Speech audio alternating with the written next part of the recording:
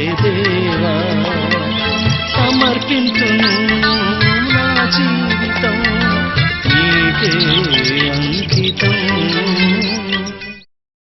మన జీవితాలలో అన్నీ ఉండొచ్చు. మన దగ్గర ఇల్లు ఉండొచ్చు, కారు ఉండొచ్చు, బైక్ ఉండొచ్చు, భార్య భర్త పిల్లలు తల్లిదండ్రులు అన్నీ ఉండొచ్చు.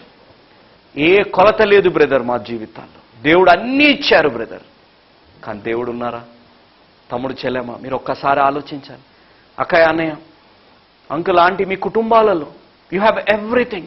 చదువుకున్న పిల్లలు ఉండొచ్చు, విదేశాలలో ఉన్న పిల్లలు ఉండొచ్చు, వారికి పిల్లలు కలిగి ఉండొచ్చు, మీకు ఇక్కడ మంచి హోదాలలో ఉండొచ్చు, మంచి డబ్బులు ఉండొచ్చు. కానీ శాంతి సమాధానము అనేది ఉందా? ఎప్పుడు చూసినా ఏదో ఒక బాధ, ఏదో ఒక కలవరం మన జీవితాలలో ఉంటుండొచ్చు. ఎప్పుడైనా ఆలోచించామా? ఎందుకు అనగా దేవుడి సన్నిధి మన జీవితాలు లేదు కాబట్టి.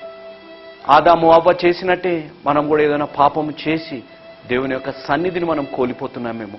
ఎప్పుడైనా మనం ఆలోచించామా? దేవుడి యొక్క సన్నిధి కనపడని శక్తితో కూడినది.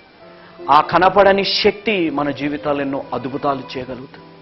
ఆ కనపడని శక్తే అంధకార శక్తుల నుంచి నిన్ను నన్ను కాపాడుతుంది. ఆ కనపడని శక్తే మన జీవితాలలో అవసరాలు తీరుస్తుంది. ఆ కనపడని శక్తే మన జీవితాలలో వాగ్దానము నెరవేరుస్తాయి. కానీ అవన్నీ మన జీవితాల్లో ఉన్నా అవి ఎందుకు నిలవట్లేదు? అవన్నీ ఉన్నా ఎందుకు మన జీవితాల్లో శాంతి సమాధానము లేదు? ఎందుకనగా దేవుడి యొక్క అద్భుతమైన శక్తి, దేవుడి యొక్క సన్నిధి మన జీవితాల్లో లేదు కాబట్టి. మోషే గారి జీవితాన్ని మనం గమనించాలి. నేను నీకు వాగ్దానపు దేశాన్ని మీకు ఇస్తాను, నేను మీ శత్రువుల నుంచి నిన్ను కాపాడుతాను, మీకు ఒక దేవదూతల్ని నేను ఇస్తాను. No God, I don't want promised land, I want you. Moshe గారి లాగా మనం జీవించగలుగుతామా? దేవా నాకు వాగ్దానపు దేశం కంటే మీ సన్నిధి నాకు కావాలి అనే విధంగా మోషే గారు జీవించారు. మన జీవితాలలో అద్భుతాలు, స్వస్థతలు, ఆశ్చర్య కార్యాలు, అభిషేకాలు, లేకపోతే మన జీవితాల్లో స్వస్థతలు ఇవే మనకు కావాలి. కానీ దేవుడి యొక్క సన్నిధి మనకుందా? మనకి ఇవన్నీ దొరికినా దేవుడి సన్నిధి లేకపోతే ఇవన్నీ ఏమి లాభము మనం అనేది గుర్తుపెట్టుకోవాలి. దేవుడి సన్నిధి ఎక్కడ లేదో అది నరకంతోనే సమానము అనేది మనం గుర్తుపెట్టుకోవాలి. నా జీవితాలలో గమనించాలి. మన జీవితాల్లో రెండే విషయాలు, ఒకటి క్రీస్తుతోని, ఒకటి క్రీస్తు లేకుండా. ఈరోజు మన కుటుంబాలు కానీ వైవాహిక జీవితాలు కానీ క్రీస్తుతోని నిండి ఉన్నాయా, లేకపోతే క్రీస్తు లేకుండా మనము జీవిస్తున్నామా అనేది ఒకసారి ఆలోచించాలి. మనం ఇక్కడ ప్రాముఖ్యంగా మనము తెలుసుకోవాల్సింది, ఈ లోకస్తుల నుంచి మనల్ని వేరు చేసేది దేవుడి యొక్క సన్నిధే అనేది మనము గుర్తుపెట్టుకోవాలి. దేవుడు చేసిన గొప్ప వాగ్దానము అక్కడ, మోషే మోషే నువ్వు చెప్పినదంతా నేను చేసేదను అని అన్నారు. ఈరోజు మీరు ఏదేదైతే దేవుణ్ణి అడుగుతున్నామో మనము, మన కుటుంబాలలో శాంతి, మన వ్యక్తిగత జీవితాలలో సమాధానం, మన వైవాహిక జీవితాల ఐక్యత, ఆర్థికంగా స్థిరత్వం, అనారోగ్యం తొలగిపోవాలి, సంతానము, వివాహము అన్నీ కావాలి. దేవుడా నేను చేసినవన్నీ నా జీవితాలను ఇస్తావా? ఎస్, దేవుడు ఇవ్వడానికి సిద్ధంగా ఉన్నారు.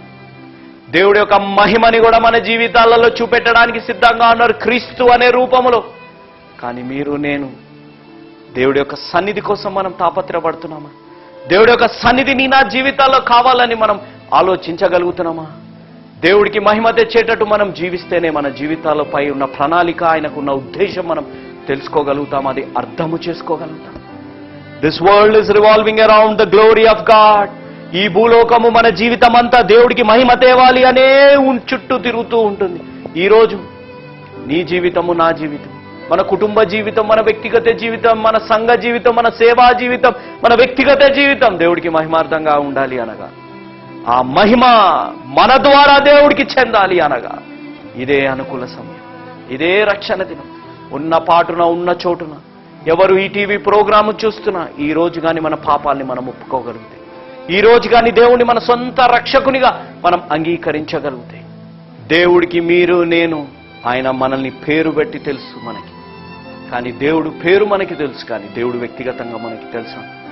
దేవుడు మన పేరే కాదు, మన హృదయమే కాదు, మన బ్రతుకులు కూడా దేవుడికి తెలుసు.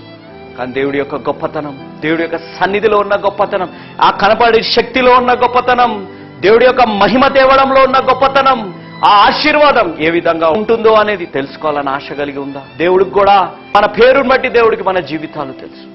ఆ దేవుడి దగ్గర మనం అడిగిందంతా దేవుడు మనకి ఇవ్వాలి అనగా, మన జీవితాలు దేవుడు మార్చాలని ఆశ కలిగి ఉన్నారు. మన జీవితాలలో దేవుడు సన్నిధి నింపాలని ఆశ కలిగింది. ఈ రోజు ఆ జీవితాలు మార్చబడాలి. ఈ రోజు దేవుడి యొక్క సన్నిధితో మన జీవితాలు నింపబడాలి. ఏ విధంగా దేవుడికి నా పేరు వ్యక్తిగతంగా, నా జీవితం, నా బ్రతుకు తెలుసు.